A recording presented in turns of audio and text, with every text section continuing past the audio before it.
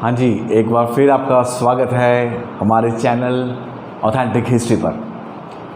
उम्मीद करता हूँ कि आप सभी कुशल मंगल होंगे या कि ठीक ठाक होंगे। तो उसी एक मंगल कामना के साथ एक अच्छे वीडियो को आपके सामने लेकर आया हूँ। जैसे कि मैंने आपको बताया था लास्ट वीडियो में कि अकबर मुग़ल एम्पायर में जो सम्राट हुए हैं, अकबर का जन्म 15 अक्टूबर को हुआ था 1542 में, 1542 में। अबुल फजल ने भी ये लिखा हुआ है अपनी ग्रंथ में, और ज़ोहर आफ्ताबाशी जो उस समय वहाँ पर थे उनका भी यही विवरण है। तो अबुल फजल और ज़ोहरा आफ्ताबाशी के बाद मैं ये आपको बताना चाहता था, जो मैंने उस दिन आपको बताया था कि इनको शहद किसने खिलाया, तो वो थी बाबर की बहन। जी हाँ, बाबर की बहन खानज़ादा बेगम ने इनको गुड़ती, जिसे हम पंजाबी का वर्ड है एक्चुअली, जैसे शहद चटाना कहते हैं, वो दी थी। और उसने जब अकबर को देखा ना, तो उन्होंने ये भी कहा कि ये तो ऐसा लगता है कि मेरे भाईजान ही आ गए, यानी कि बाबर। उन्होंने अकबर के पैरों की उंगलियां, हाथों की उंगलियां देखकर ये कहा था कि जिस तरह बाबर मेरे ब्रदर एक मुग़ल बादशाह के रूप में प्रसिद्ध हुए, वैसे ही ये बच्चा भी ऐसे ही फेमस होगा, प्रसिद्ध होगा। और वाकई में वो हुआ। हम थोड़ा सा आगे आ रहे हैं। तो अकबर का जन्म अमरकोट के राजा वीरसाल के महल में हुआ। हुमायूं इनके पिता और हमीदा बानो बेगम अकबर की माता थी। लेकिन हुमायूं निष्कासित किया जा चुका है शेरशाह सूरी द्वारा, और वो इसके बाद उन्हें ईरान के किंग, जो ईरान के सुल्तान थे तमास्प, वहाँ पर शरण लेनी पड़ी। ये एक अलग से वाक़या चला जाता है, लेकिन हम अकबर पर ही बात करेंगे। अकबर का पालन पोषण, जी हाँ, अकबर की कई बार पूछा जाता है कि who was the chief nurse of Akbar, तो वहाँ पर आंसर यही आता है महम अंगा।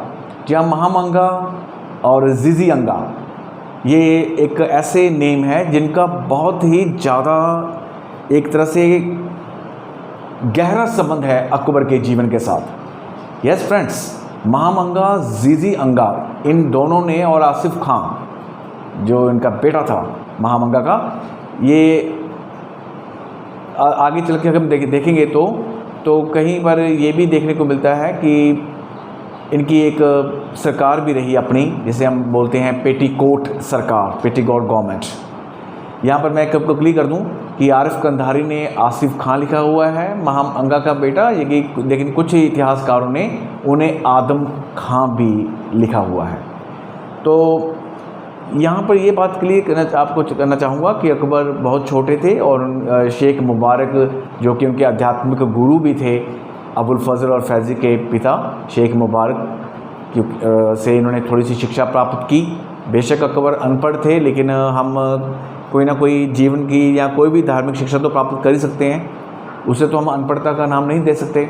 लेकिन अकबर के सरप्रस्त थे बैरम खां, संरक्षक थे इसके बैरम खां अकबर के, और बैरम खां का रोल एक अलग सा रहेगा, वो आप साथ साथ ही सुनते जाइए। तो अकबर के समय में बैरम खां का उनका सरप्रस्त होना, और सबसे बड़ी बात, बैरम खां बहुत ही ज़्यादा महत्वाकांक्षी थे। He was a very ambitious person. उसे बल्कि ये भी लगने लगा था कि वो तो एक तरह से अकबर का ही सब कुछ है, क्योंकि ये ऐसा हो जाता है कई बार। तो और हुमायूं का अनफॉर्चुनेटली डेथ होना, उसके बाद तो बैरम खां की अकबर के ऊपर और भी ज़्यादा पकड़ हो गई। स्पेशली मेरी यहाँ पर जो आज मेरा विषय है बात करने का, वो है पानीपत की दूसरी लड़ाई। जहाँ सेकंड बैटल ऑफ पानीपत, जो कि 5 नवंबर 1556 यानी कि 5 नवंबर 1556 को हुई थी। जहाँ पानीपत वालों, अगर आप तक ये मेरी वीडियो पहुँच रही है तो मैं ये जरूर कहूँगा कि आपके पानीपत ने 3 बैटल्स देखी हैं। मैंने व्हाट इज़ हिस्ट्री जो अपना चैनल, मेरा पहला वीडियो था, उसमें मैंने क्लियर किया था कि कई बार ऐसी जगह होती हैं जो कि खुद ही एक इतिहास बन जाती हैं किसी ना किसी इवेंट के कारण। तो पानीपत उन्हीं में से है। अभी देखिए, पहली लड़ाई हुई बाबर और इब्राहिम लोदी के बीच, जिसमें अब्राहम लोदी मारा गया और बाबर विजेता रहा और मुग़ल बादशाह के रूप में जाना गया। तो अब दूसरी लड़ाई 5 नवंबर 1556 को 14 साल के अकबर, अब आप सोचोगे 14 साल के अकबर कैसे लड़ सकता है? जी हाँ, मेरी पूरी बात सुनिए कि 14 साल के अकबर के छत्र छाया में, परंतु उसके संरक्षक बैरम खां द्वारा ये लड़ाई जीती गई। और ये लड़ाई किससे जीती? उनका नाम था हेमचंद्र, जिन्हें हेमू भी कहते थे। तो पानीपत की दूसरी लड़ाई, अगर ये घटना को ध्यान से, मैं इनकी 2 वीडियो बनाऊंगा, अगर इस घटना को आप ध्यान से एनालाइज करोगे और आप ध्यान से इसे सुनोगे ना, तो अगर आप किसी निष्कर्ष पर पहुंचने से पहले ही आपको ये हो जाएगा कि सचमुच आज इतिहास कुछ शायद कुछ और ही होता। यहाँ हेमू, जिन्हें हेमचंद्र कहते हैं, ये एक्चुअली में अलवर जो ज़िला है उसके जो साउथ में कुछ इलाका है वहाँ का देवती, उस इलाके के ये इनका परिवार वहाँ पर रहता था। और 80 साल के करीब इनके बुजुर्ग माता पिता और पत्नी के साथ, और हेमचंद्र, इनके हेमू भी कहा है मुस्लिम इतिहासकारों ने, तो इनका एक तरह से बहुत ही बड़ा रोल है। और ये बड़ी एक दुखद की बात है कि भारतीय मध्यकालीन इतिहास में इनको वो तवज्जो, वो प्रेफरेंस, पहल, प्राथमिकता जिसे कहते हैं, नहीं दी गई जो देनी चाहिए थी। जो देनी चाहिए थी वो इनको नहीं दी गई। मैं आपको फिर ये बार बार कह रहा हूँ कि मेरी इन 2 वीडियोस को आप जरूर देखिएगा, आज वाली और स्पेशल अगली वाली, क्योंकि हेमू का मारा जाना पानीपत की लड़ाई में ये एक तरह से सारा मध्यकालीन भारतीय इतिहास का एक बहुत बड़ा ट्रांसफॉर्मेशन है, बदलाव है। अगर हेमू ना मारे जाते, हेमचंद्र ना मारे जाते, विजय हो जाते, तो किसी मुग़ल ने नहीं होना था। मैं यहाँ पर एंटी मुग़ल की तरफ से बात नहीं कर रहा हूँ, कोई ऐसा ना तो मेरी कोई ऐसी आकांक्षा है, ना कोई ऐसी मेरी यहाँ पर कोई इसी तरह की कोई भी भावना है। मैं लेकिन ये बात यूँ कर रहा हूँ कि जिस तरह हम शेरशाह सूरी को इग्नोर नहीं कर सकते, उस तरह हम हेमचंद्र हेमू को भी इग्नोर नहीं कर सकते। हम महाराणा प्रताप को इग्नोर नहीं कर सकते, हम शिवाजी को इग्नोर नहीं कर सकते। तो बहुत सी पर्सनैलिटीज़ हैं। तो ये जो परिवार है, और इनके बारे में कुछ मुस्लिम हिस्टोरियंस ने ये कहा है कि ये एक बनिया था, क्योंकि ये रेवाड़ी जो है हरियाणा में, रेवाड़ी में ये वो होता है एक खारा जो शोरा टाइप था, उसको ये वहाँ पर बेचता था। तो एक तरह से ये कहते हैं कि बनिया है, लेकिन जो कुछ एविडेंस है वो ये कह रहे हैं कि ये एक गॉड ब्राह्मण था, जहाँ गॉड ब्राह्मण।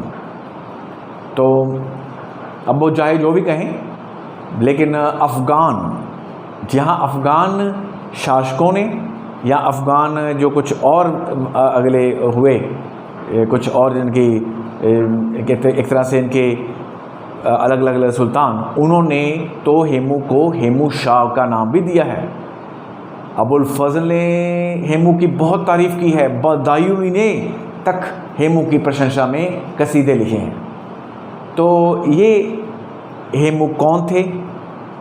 इनका नाम हेमू या विक्रमादित्य क्यों पड़ा? जी हाँ, इनका नाम हेमू विक्रमादित्य भी था। और आप सुनकर ये भी आपको हैरानी होगी कि ये शख्स वाकई में एक अच्छा शासक बनने के योग्यता उसकी रखता था।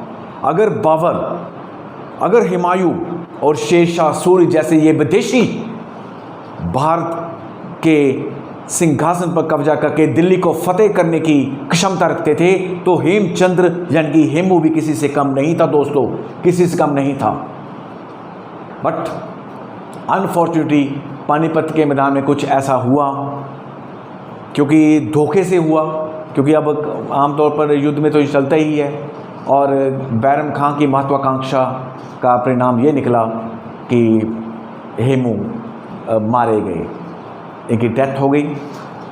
अब कैसे हुई किस तरह से हुई, किसने इनको मारा और इनका किस तरह से इनके शरीर का बुरा हाल किया गया, ये भी आप जरूर देखिएगा। लेकिन यहाँ पर एक बात और भी है, अभी तक आपने मुझे ये नहीं पूछा होगा किसी ने कमेंट में, या आप मुझे पूछना कि अकबर का नाम यहाँ पर अकबर ही है, तो मैं आपको क्लिक कर दूँ। जहाँ पर अकबर का नाम अभी जलालुद्दीन अकबर, मोहम्मद अकबर चल रहा है, लेकिन इस युद्ध में अकबर ने गाजी की, जी हाँ गाजी की उपाधि भी ले ली।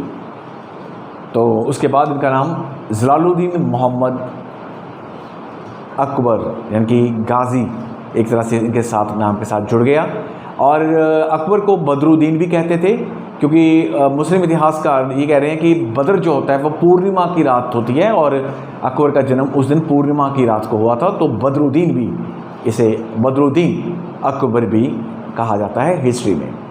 तो हम बैटल ऑफ पानीपत जो है, सेकंड बैटल ऑफ पानीपत, उसका पूरा मैं आपको सामने खाका पेश करूंगा कि किस तरह से कैसे और ये हेमू को एक तरह से मारा गया, वो कैसे हुआ और किस तरह से अकबर ने ये विजय प्राप्त की। मुझे तो लगता है कि ये बताना आपके लिए बहुत ही ज़रूरी हो जाएगा मेरे लिए, क्योंकि इस बैटल ने ही सारा इतिहास बदल के रख दिया। तो जल्द ही मिलते हैं अपनी अगली वीडियो में, तब तक के लिए थैंक यू।